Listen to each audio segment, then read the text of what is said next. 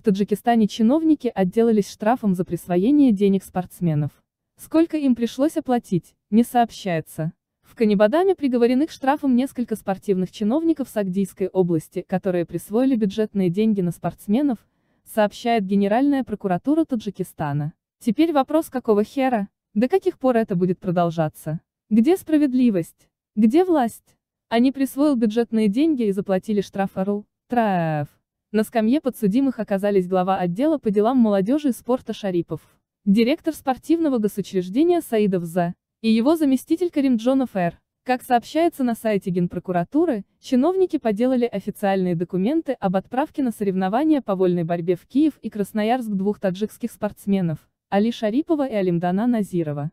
Судом доказано, что спортивные чиновники присвоили и поделили между собой выделенные из бюджета на отправку спортсменов деньги в размере 30,5 тысячи самани. В отношении чиновников возбуждены уголовные дела по статьям 245 «Присвоение или растрата» и 323 «Служебный подлог» Уголовного кодекса Таджикистана.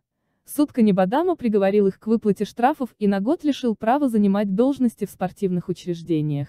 Однако о сумме штрафов ничего не сообщается.